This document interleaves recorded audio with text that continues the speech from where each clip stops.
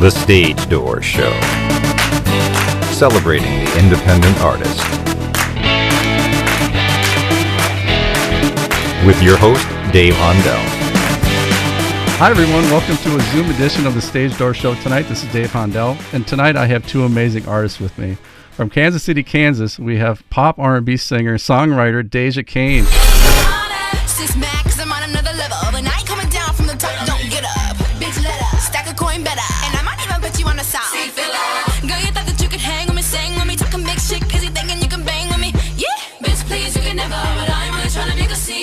Hey Deja, how you doing? I'm good. How are you? I'm doing good. And from Los Angeles by way of Miami, Florida, please welcome Latin and pop singer-songwriter Siana.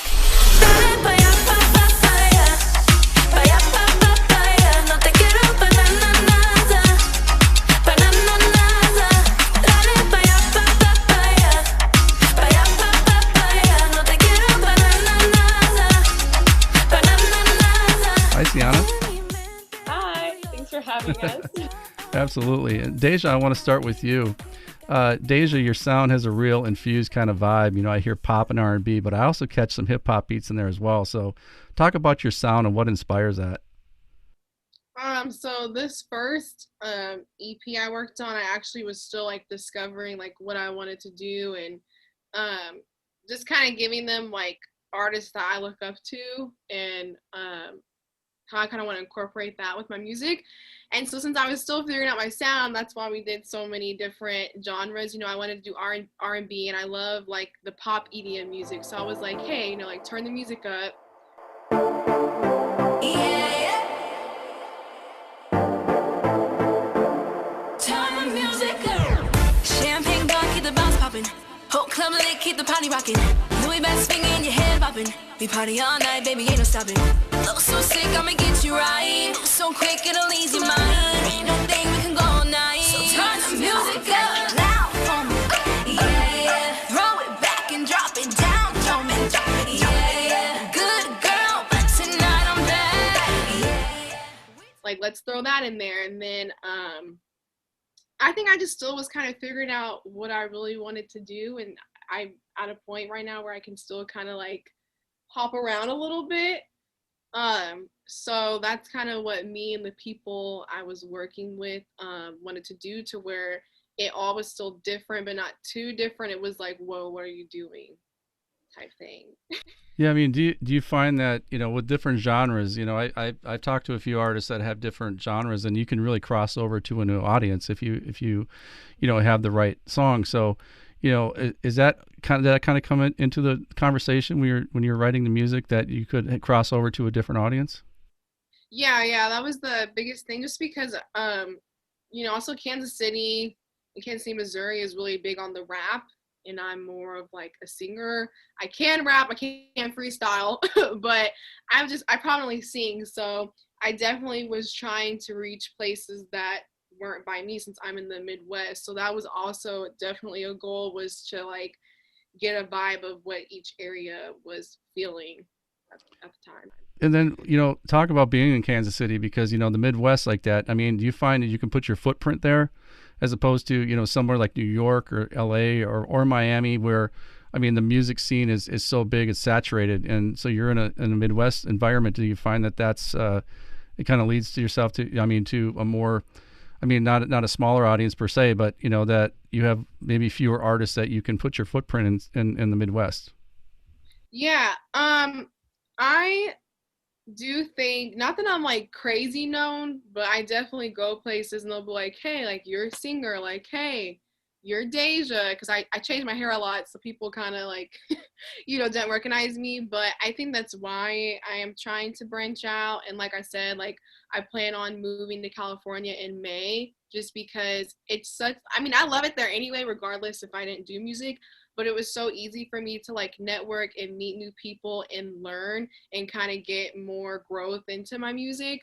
So I'm sure I could reach further out here, but I definitely feel like around my area, I have reached the people that are interested in my type of music, that it's time for me to kind of like spread out of here.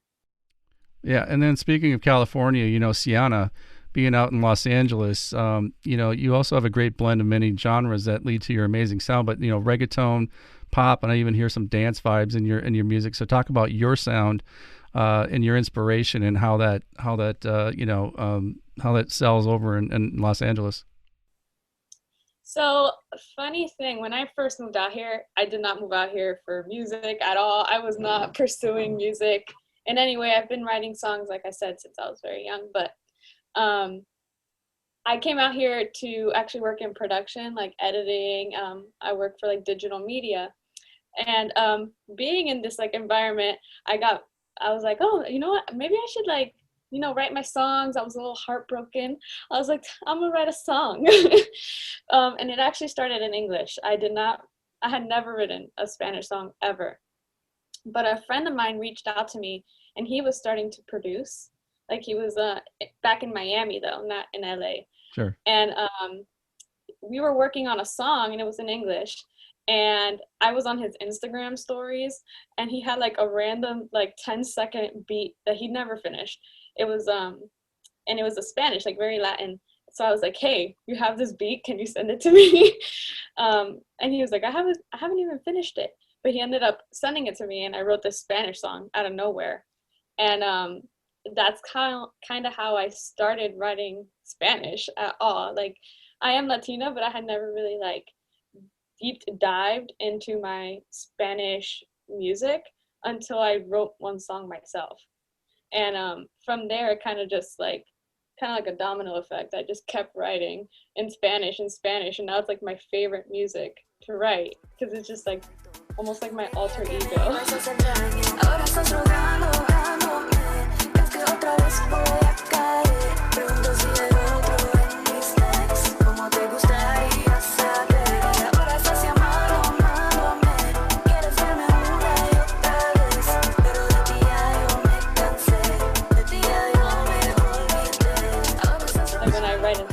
It's like fierce.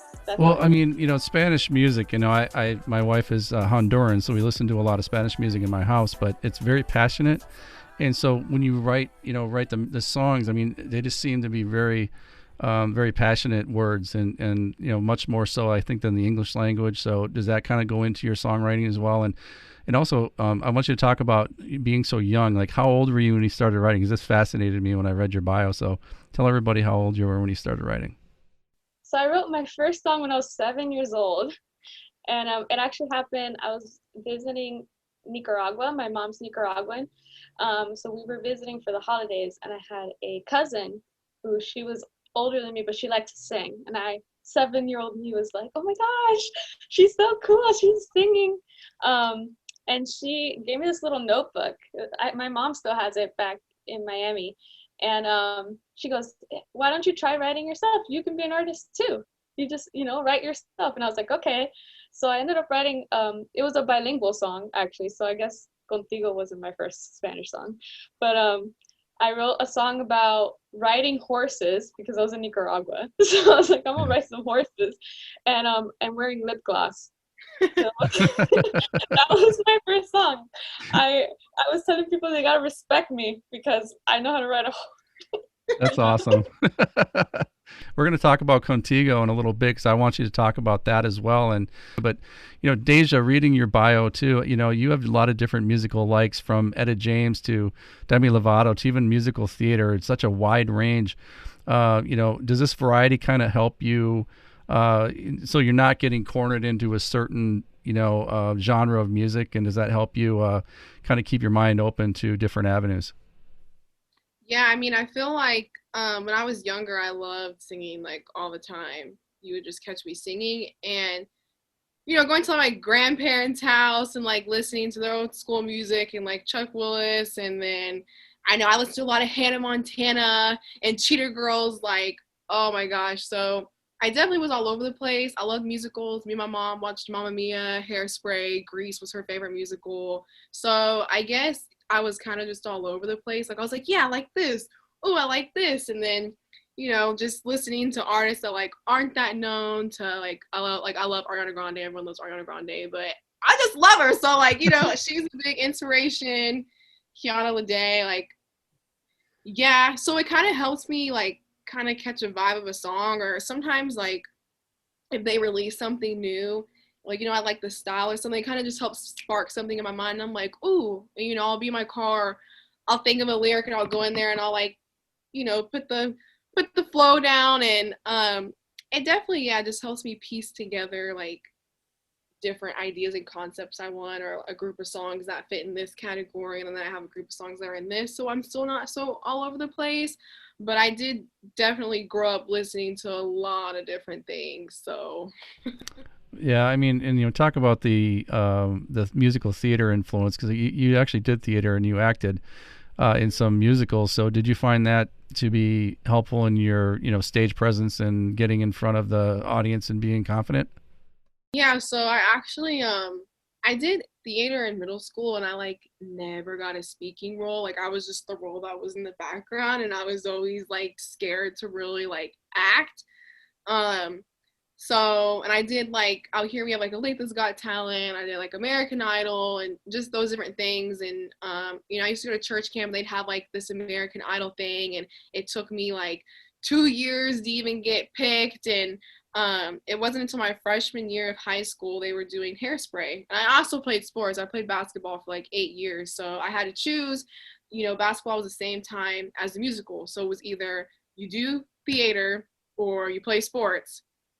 So I did the musical, and I was like the only freshman that made it, and I got a call back for all the lead roles.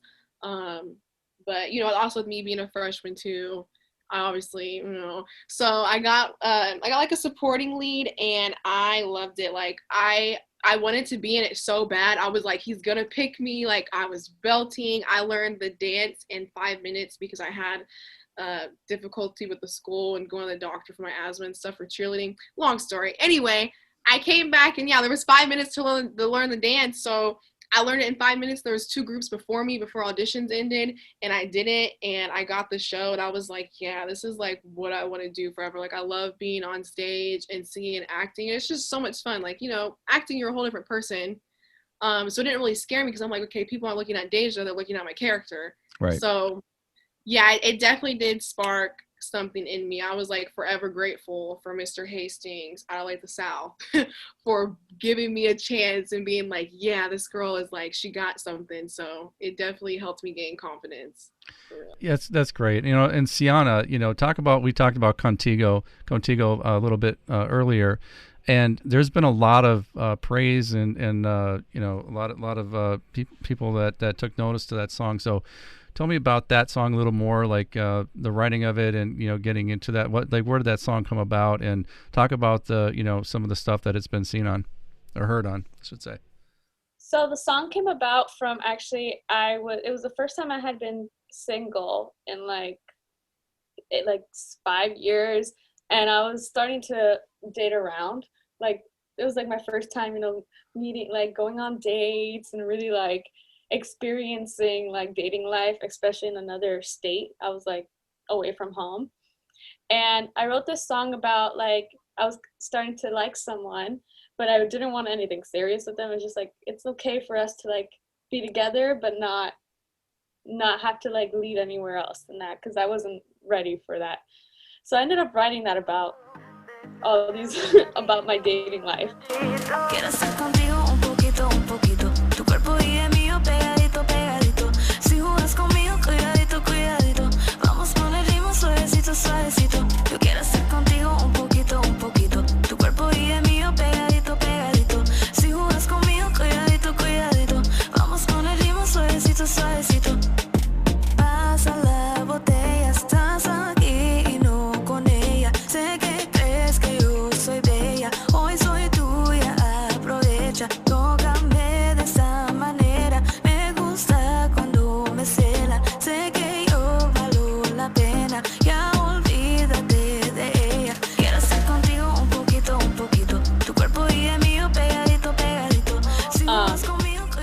Honestly, when I released it, I had so much anxiety. Like the day it went up, I was like, oh my god, like I'm so nervous, like nobody's gonna listen to it, like why am I doing this?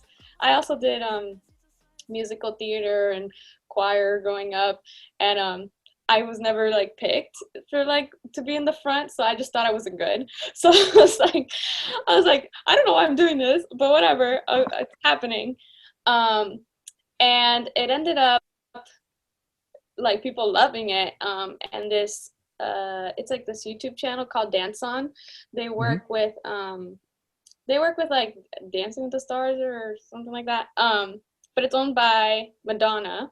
Oh wow. And yeah, and so they had a YouTube channel, and was sending my song to like different dancers, and I sent it to Dance On, not knowing, went over my head. I did not know who they were.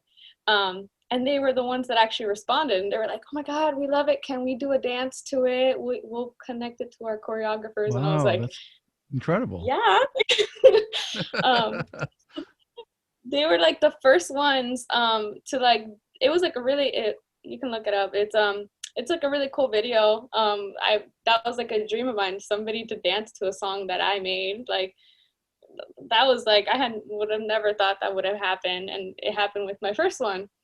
Well, And you never know. I mean, to me, that's amazing. You know, that's a great story for indie artists out there that are maybe just getting going, and you know, I think sometimes things hold people back for whatever reason. You know, people don't pursue their dream because they thought, you know, I'm just one of millions of people who have the same dream. I'm never going to make it, right?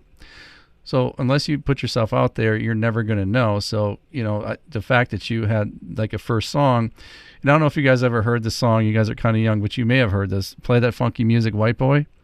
You heard a song that played at all the weddings. They played whatever. Well, we just interviewed the guitar player that played that lick at the beginning of Wild Cherry, the group Wild Cherry. But he told me that they just formed the group, and like a month later they were performing, and they recorded that, and it became a hit. So they were only together for like a short time before they became a hit. So you just never know. And then he had a great career with Molly Hatchet and Foghat and the others. But you know, so again, I think it's a great inspiration. You guys are both great inspiration for our indie artists out there.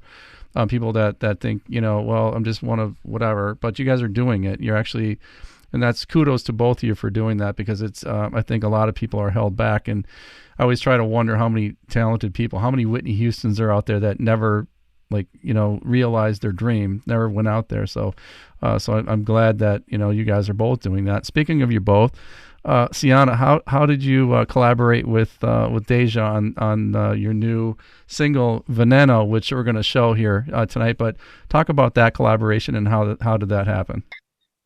well, I have to give this one to Deja because Okay. she was the one that reached out first. I Yep. don't Let's hear about I it. don't I think we had like a mutual. There was a time where, well, okay, so I've been trying to learn Spanish. Like, I'm really not the best at it. I don't know why it's so hard for me to learn, but I was just going through like artists and hashtags on Instagram, and I was like, man, you know what? I just want to like find some dope artists that like aren't from here, you know? So I followed her and I listened to her stuff, and I'm like, this is so good. And I was like, hey, you know, I messaged her and I'm like, hey, like, I'm from Kansas City. Like, I love your music. I really have wanted to do like a crossover song with English and Spanish. Would you be down to like collaborate sometime? And she's like, oh yeah, this was all the way back in January.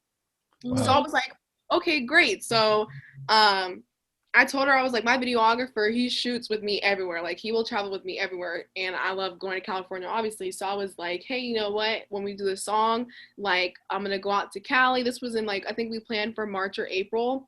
And I'm like, my videographer can shoot the video. It's going to be great. And, you know, we just made sure, like, she had studio access. I had studio access.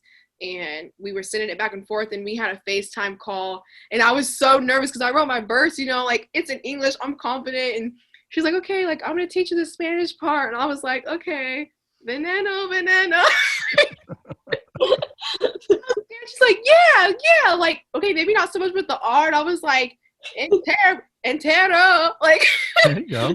so scared, but yeah, we ended up doing it, and we sent it back and forth. And then when I went out there to shoot the video in October, we touched up a few things, but the COVID definitely delayed us, because right when I was planning to go out there is when they shut everything down. Yeah. So we're like, man, you know what? It's cool. It just gives us more time, and you know, we ended up just waiting longer, and I think it worked out. Unfortunately, my videographer for this one, with all the hurricanes and stuff, he works for like a power company. And so he had to go out there and help them with that. So then, yeah, I think, what was it, like 2 weeks before I was supposed to come out there, he notified us that he couldn't make it. And I was like, I told you I always had bad luck with my videos. Like, what are we going to do? And then I was freaking out, like, oh my God. And she's like, it's okay, don't worry about it. So my friend was able. Yeah. So that's kind of how Instagram, it started from Instagram. I just was looking up some dope people and then I found her. The power of Instagram. So, Siana, talk about the song itself and what's the feeling of the song? The song is supposed to make you feel like a bad bee. That's kind of like it was inspired, honestly, because like when Deja and I started talking, I was like, okay, what's a song or like what vibe do we match? Because we kind of have different styles of music. So I was like, sure. We're in the middle, and I was like, I feel like both of us, in a way, like we're promoting, like, you know, self-confidence and like going for it. So I was like, okay, well, this is like, we'll make this one like a power song, like we're bad boys, you know, like don't mess with us. That's good. That's good. That's what inspired the song. And I think it worked out. Like when she came over to shoot the video, like me and her clicked like if we knew each other like years and years. Like it felt like not the first time meeting. And I think the song really helped us just like connect, and it's been a good experience for sure, meeting her and getting to do this with her. It's so funny, she sent it over to me and I was like, what are you saying? She's like, basically like just write about like being a bad bee, like, you know, you got girl. And I was like, okay. I'm in. All right, I was like, okay, all right.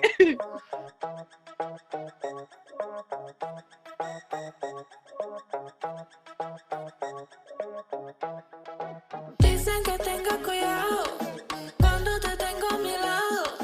Dicen que soy un peligro y siempre caigo en lo malo. Que soy un veneno, veneno, veneno. Entro a tu cuerpo y lo infecto entero. Soy un veneno, veneno, veneno. Infecto tu cuerpo, cuerpo. Soy un veneno, veneno, veneno. Entro a tu cuerpo y lo infecto entero. Soy un veneno, veneno, veneno. Infecto tu cuerpo, cuerpo. Baby, you know that I'm venom. Be careful, you know I might kill ya. I don't like that messing around, 'cause if you play with me, then I gotta tear you down. Don't take no offense to this. Only happens when you mess with the bad, bad bitch. I promise I won't bite unless you piss me off, then I might strike. Dicen que tenga cuidado cuando te tengo a mi lado. Dicen que soy un peligro y siempre caigo en lo malo. Que soy un veneno, veneno, veneno. Entro a tu cuerpo y lo infecto entero. Soy un veneno, veneno, veneno. Infecto tu cuerpo, cuerpo. Veneno, veneno, veneno. Entro a tu cuerpo y lo infecto entero. Soy un veneno, veneno, veneno. Infecto tu cuerpo, cuerpo. Luego mi cuerpo siempre predomina. Él se confía, pues no me domina. Con una mirada no resiste nada. Yeah, I know what he likes. So let's go with the ride. I'm making my night. I'm making my night. Dicen que tenga cuidado cuando te tengo a mi lado. Dicen que soy un peligro y siempre caigo en lo malo. Que soy un veneno, veneno, veneno. Entro a tu cuerpo y lo infecto entero. Soy un veneno, veneno, veneno. Infecto tu cuerpo, cuerpo. Veneno, veneno, veneno. Entro a tu cuerpo y lo infecto entero. Soy un veneno, veneno, veneno. Infecto tu cuerpo, cuerpo.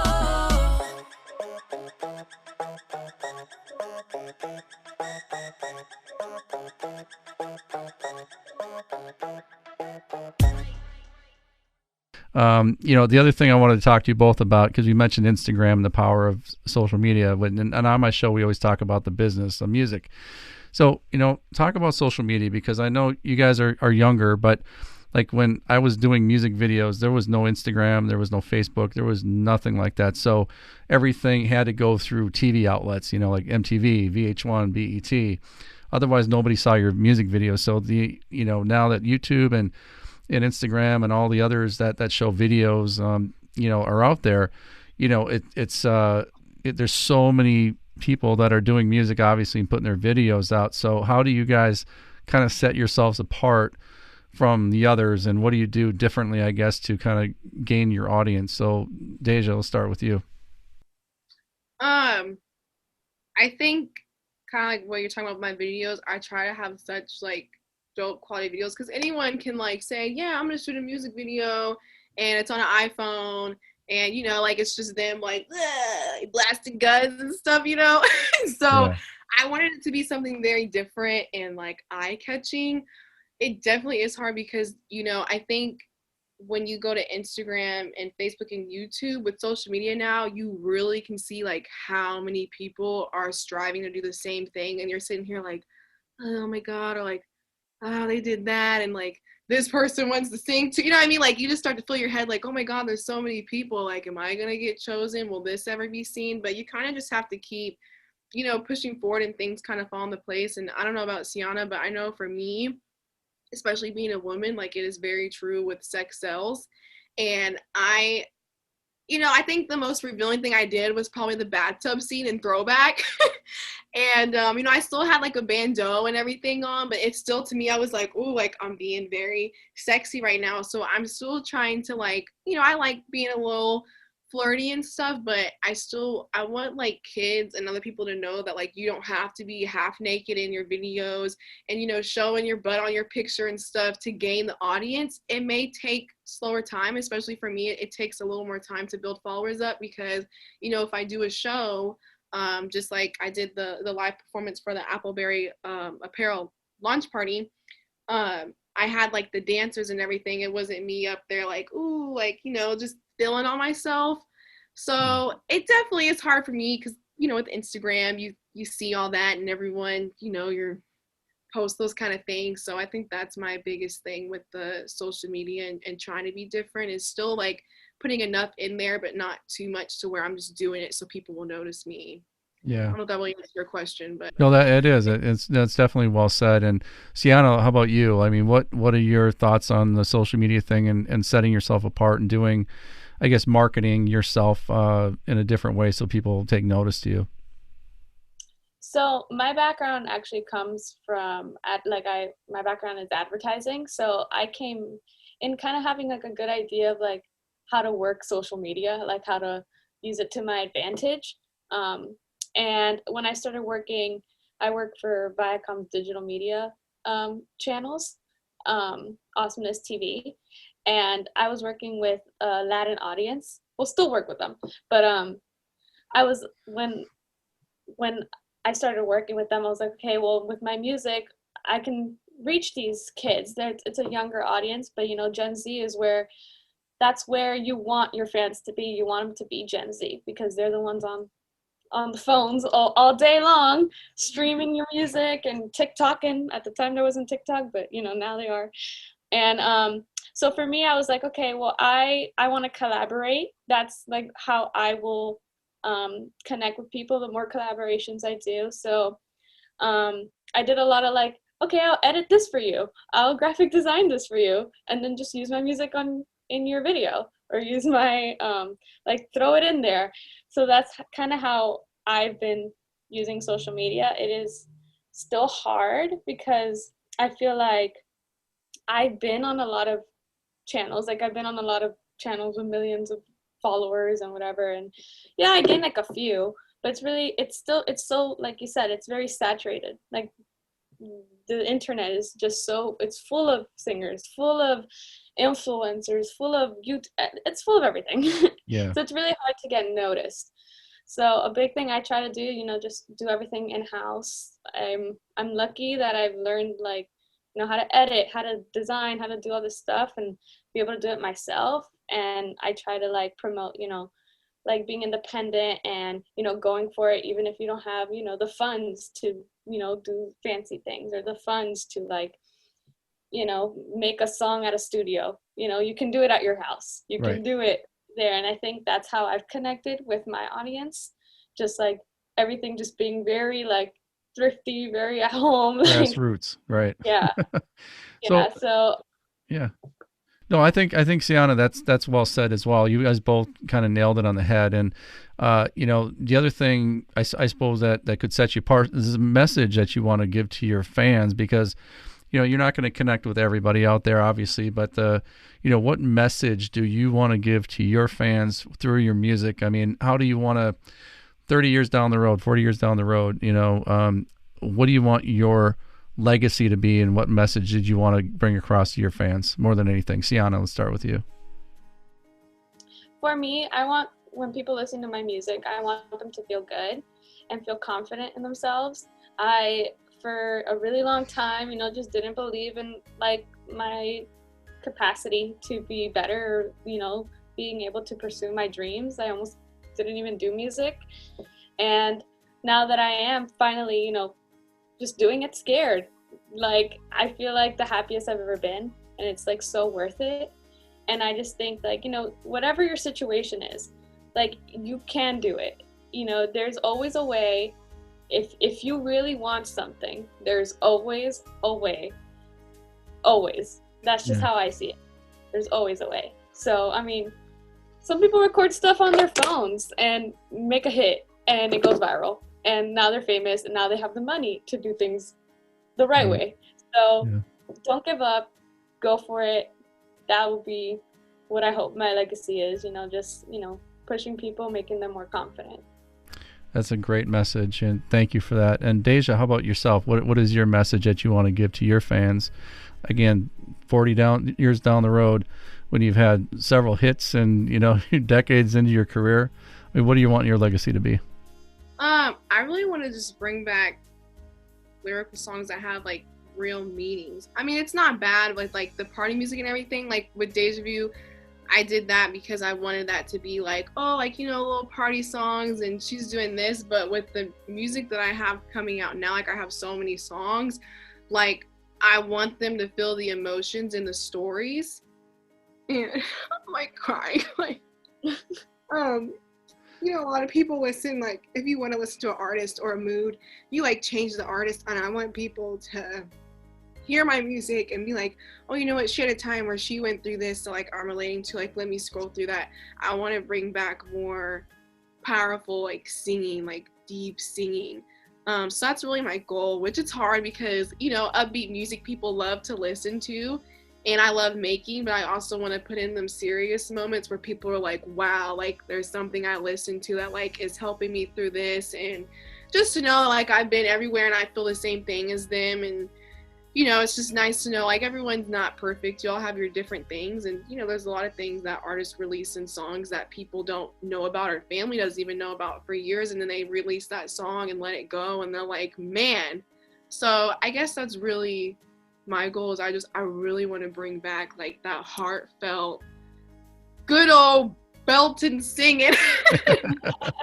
Which is ironic because, like you said, my stuff is very pop, hip-hop infused. But now that I know kind of the direction I want to go in and incorporate it in there, that's my goal. That's my biggest goal.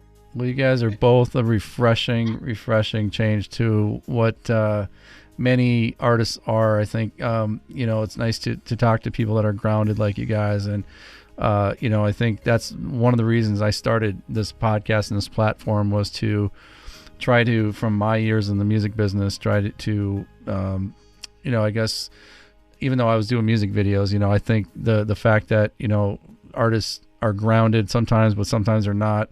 And I kind of saw both ends in the music business, but the fact that you guys are grounded and, in your, your music is amazing and it speaks to itself, but just the fact that you guys are professional and you guys are, treating this the right way.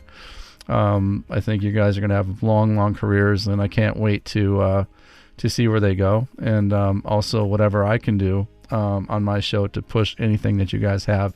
I'm more than happy to do so. Thank you both for being on my show tonight. Thank you. Thank you for having me.